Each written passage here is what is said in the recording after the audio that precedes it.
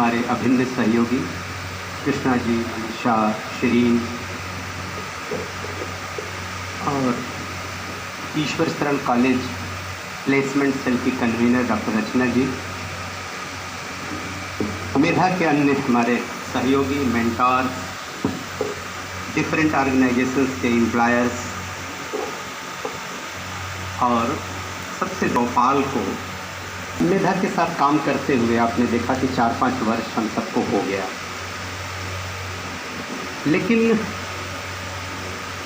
बहुत ऑनेस्टली कृष्णा जी ने यहाँ से शुरू किया अपनी हमारे कॉलेज के साथ जो इनकी जर्नी थी, लेकिन हमें कभी ऐसा नहीं लगा कि ये फाउंडेशन कोई अलग संस्था है।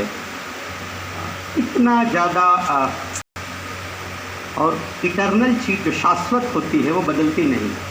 तो मेधा को मैं बार बार अपना इटर्नल आर्गन कहता हूँ। वो इस ढंग से रच बस गया है हम सबके, कोई अलग से काम करने वाला ग्रुप है, क्योंकि जो हम अपने बच्चों को देना चाहते हैं, जो सोचते हैं, शायद बहुत सारे अपने कंस्ट्रेंट, अपनी लिमिटेशंस, हमारे अपने करिकुलम है, हमारी अपनी चीज़ें हैं, वो सब्जेक्ट को पढ़ाना है, क्लासरूम टीचिंग इतना ज़्यादा है, फिर एग्जामिनेशन है, फिर और बहुत सारी चीज़ें हैं जो शायद सोच में तो कहीं है या लगातार था, नहीं क्रिएट नहीं करते, लेकिन वो जो हम नहीं दे पा रहे थे, मेधा ने आगे बढ़ के हमारा हाथ पकड़ा और वो सब देने की कोशिश में हमारे साथ था।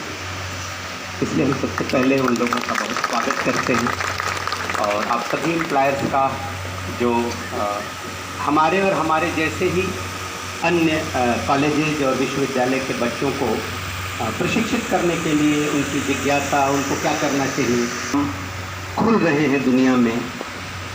हम जो कुछ पढ़ रहे हैं उस पढ़ाई के हिसाब से हमको कहाँ जा सकते हैं, क्या सोच सकते हैं, हमारे अंदर वो एम्प्लॉयबिलिटी कैसे क्रिएट हो सकती है। हुनर अब बहुत छोटा शब्द, उनको कॉम्पीट करना है, आगे बढ़ना है, संवेदनशील है, उस संवेदना के साथ हम कैसे चीज़ों को पा रहे हैं। मुझे लगता है कि कोई भी फाउंडेशन, कोई भी मेंटोरशिप या कोई भी एम्प्लॉयर, अब तो देखिए ना, इसको पढ़ाने के लिए, समझाने के लिए तमाम तरीके के मॉडल हैं। अब सोशल कॉर्पोरेट रिस्पॉन्सिबिलिटी पढ़ाई जा रही है, बताई जा रही है, कैसे समाज के बाकी लोगों के लिए आपकी जिम्मेवारी है। जब गांधी जी कहते थे कि भाई लोकतंत्र हमारा आएगा, ठीक है, राजनीतिक लोकतंत्र आ जाएगा, हम स्वाधीनता की लड़ाई लड़ रहे हैं, हो सकता है अंग्रेज चला जाए, क्योंकि किसको लगता था कि अंग्रेज चला जाएगा, वो चला जाए, हमारा अपना शासन हो जाए।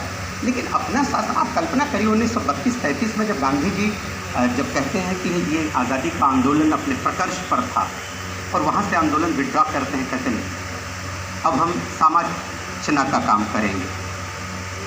वो किस तरीके का नेतृत्व था, कैसी लीडरशिप थी कि उसको ये लग रहा था कि शायद पॉलिटिकल फ्रीडम हमारे लिए उतनी इम्पॉर्टेंट नहीं है, हम पा जाएंगे इसको, जितनी ज़रूरत आज समाज की जो खाई है उसको पाटने की। क्योंकि हमारा, मैं फिर कहूँ कि सामाजिक स्वतंत्रता के बिना राजनीतिक स्वतंत्रता स्थायी नहीं हो सकती। हम समाज में किस ढंग के, कितनी विविधताओं को एक साथ ले करके, समेट करके, संजो करके, और उसको हम सिलते कैसे हैं अपनी संवेदना के साथ, और हम आगे बढ़ते हैं। तो लायबिल हों, हम स्किल्ड हों, हम प्रशिक्षित हों, ये सब कुछ ठीक है, लेकिन हम एक संवेदनशील प्राणी भी हों, यह मुझे लगता है कि इन सबसे कहीं और ज़्यादा ज़रूरी है। हम बताएं, हमारा जो ट्रेडिशनल, जो कन्वेंशनल मोड ऑफ एजुकेशन था, भारतीय सिस्टम जो था शिक्षा का, उसमें इन बातों पर बहुत ध्यान था। एक कभी कथा मुझे याद आ गई, क्योंकि मैं इतिहास का शिक्षक हूँ।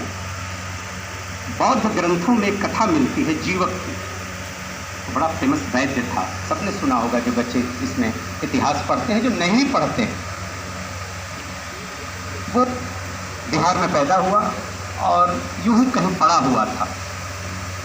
आनंद नाम का शासक था मगध में उस समय। इस बच्चे को कहीं से, जैसे कबीर को किसी ने उठा लिया, पाल पोस के बड़ा किया, बच्चे को उठा के ले आया और पाल पोस के बड़ा किया। जब थोड़ा बड़ा हुआ, वो किशोर हुआ, तो उसने जाहिर किया कि शासक से कि महाराज हम शिक्षार्जन करना चाहते, पढ़ना चाहते। आप भी लोगों की तरह जिज्ञासु था, तो पूछा आनंद ने, कहाँ जाओगे पढ़ने? ट्रांसपोर्टेशन भी बहुत सुलभ नहीं था कि जहाज पकड़ के आप चले गए। आप कल्पना करिए, आज भी पाटलिपुत्र से और जो तक्षशिला सेंटर था उसकी दूरी लगभग 2200 मील है। उस दौर में भी दूरी अगर बहुत सिकुड़ी और बढ़ी न हो तो लगभग इतनी मान सकते हैं। तो 2000 किलोमीटर से ऊपर की वो यात्रा करके पैदल बैलगाड़ियों से वो तक्षशिला पहुंचा। और जब वहाँ पहुंचा तो प्रवेश बहुत कठिन था। आज जो सेंट्रल यूनिवर्सिटी एडमिशन टेस्ट आप लोगों ने दिया है, ये प्रवेश उस प्रवेश के सामने कहीं कुछ नहीं था। मैं उस पर बहुत विस्तार से बात नहीं करूँगा। खैर, वो सारी सीढ़ी पार करके उसने वो पहुँच गया और कहा कि हमको आयुर्वेद पढ़ना। और आयुर्वेद में जैसे आजकल स्पेशलाइज्ड डॉक्टर होते हैं ना, ये हार्ट के डॉक्टर हैं, ये ब्रेन के डॉक्टर हैं, ये ENT स्पेशलिस्ट हैं, हाँ, मैडम के हस्बैंड आई स्पेशलिस्ट हैं बहुत बड़े, ठीक। तो उस समय भी विशेषज्ञता थी। तो कहा कि हम आयुर्वेद शाखा जो है उसमें स्पेशलाइजेशन करना चाहते हैं। उस कोर्स में उसको दाखिला मिल गया। जब वो पढ़ लिख करके अपनी शिक्षा पूरी किया तो कहा कि अब हमको चलना चाहिए। फिर वो तक्षशिला से वापस होता है और पाटलिपुत्र पहुंचता है। जब पटना पहुंचता है तो उस समय वहाँ बिंबिसार राजा था। बिंबिसार के राज दरबार, उसकी इतनी ख्याति तब तक हो जाती है, इतना प्रसिद्ध चिकित्सक, आप जानते हैं जीवक का नाम तो अभी भी तमाम बातचीत में आपके सामने आता होगा। तो राज दरबार में हाजिर होता है और कहता है, राजन हमें रोजगार चाहिए। तो बिंबिसार कहता है कि भाई मैं तो इतनी ख्याति सुन चुका हूँ आपकी कि हम तो तुरंत आपको अपना राजवैद्य नियुक्त करने के लिए तैयार हैं। अब देखिए, जो आप कर रहे हैं उसके लिए कैसे संकेत करना चाहता हूँ। कहा, साहब जहाँ पनाह, ये तो हमारे लिए मुझे लगता है कि हमारी जो सीख है, हमारा जो कौशल है, उससे कहीं ज़्यादा पुरस्कार है कि आप राजवैद्य हमको नियुक्त कर रहे हैं, राज परिवार की देखरेख करना। और उसके लिए बड़ी जागीरें जो उस समय व्यवस्था थी वो सब कुछ बिंबिसार ने ऑफर किया। उसने कहा कि चूँकि हमें रोजगार चाहिए, मुझे काम करना है, हमको पराश्रित नहीं रहना है, लेकिन एक शर्त है, बड़ी छोटी शर्त है राजा ने। तो राजा ने पूछा, कौन सी शर्त है? इतना कुछ देने के बाद भी बच गया।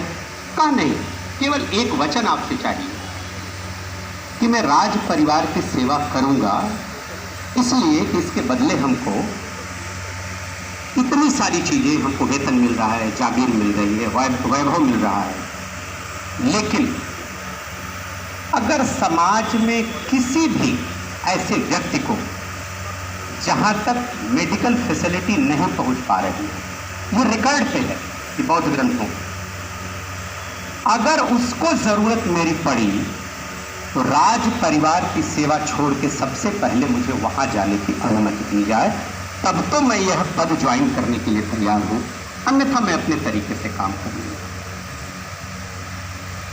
और बिंबिसार इस पर तैयार है। समाज की संवेदना, समाज की आवश्यकता, हम कैसे जीने को तैयार हैं और उसको पूरा करने को तैयार हैं। हम कोई भी रोजगार पा जाएं, कितना भी स्किल्ड हो जाएं, कितने भी बड़े बड़े पैकेज पा जाएं, और हमको अगर सामाजिक सरोकारों को पढ़ना पड़े, पढ़ने से सामाजिक सरोकार नहीं पैदा होते, उसको जीना पड़ता है, उस संवेदना को सोचना पड़ता है, महसूस करना पड़ता है। दूसरे के दर्द को आप तब तक नहीं समझ पाएंगे, पढ़ाई से नहीं समझ में आएगा, जब तक उसको महसूस नहीं करेंगे कि ये तकलीफ आखिर कैसे हो सकती है, अगर इस तकलीफ में हम घिरें तो कैसा लगेगा। और अगर जिस दिन ये महसूस हो जाएगा उस दिन सोशल कॉर्पोरेट रिस्पॉन्सिबिलिटी समझ में आएगी। उस समय आपको इंडस्ट्रियलिस्ट हो जाएंगे तो पता चलेगा एक छोटा सा बजट आपने निकाल करके, क्या सोशल कॉर्पोरेट, हम लोग वो भी काम कर रहे हैं, बजाज के साथ हमने काम किया, कई ऑर्गेनाइजेशन के साथ हम काम कर रहे हैं, जिसमें वो एक पैकेज बनाते हैं और एक छोटा सा कोई टोकन अमाउंट खर्च कर देते हैं और बड़ी भारी भारी बात करते हैं कि हमने इतना खर्च किया। अभी रात को यूट्यूब तो रतन टाटा का एक इंटरव्यू पड़ा था, और छोटा इंटरव्यू तो बड़ा है और कई कंटेक्स्ट हैं उसको, लेकिन मैं आपको बताना चाहता हूँ, जो एंकर था, जो पत्रकार था, वो पूछ रहा था कि अच्छा रतन साहब, आप तो आज़ादी के पहले के धनाढ़ हैं और बहुत काम किया है आपने, आज़ादी आंदोलन में आप लोगों की बड़ी भागीदारी रही है, लेकिन आप बताइए ना, जो नंबर गेम है कि नंबर 1 धनी कौन है, नंबर 2, आप उसमें ऊपर नहीं दिखते, अब तो अंबानी नंबर 1 पर है। बहुत पुराना इंटरव्यू है ये आप बच्चों ज़रूर याद रखिएगा, और हमारे तमाम जो यहाँ इंडस्ट्री पार्टनर्स आए हुए हैं, मुझे लगता है उन लोगों को भी ये ध्यान में रखना चाहिए। तो रतन टाटा ने क्या कहा, बहुत मैं समझता हूँ कि इतनी बड़ी बात है, वो कहा कि ऐसा है कि हम इंडस्ट्रियलिस्ट हैं और अंबानी बिजनेसमैन है।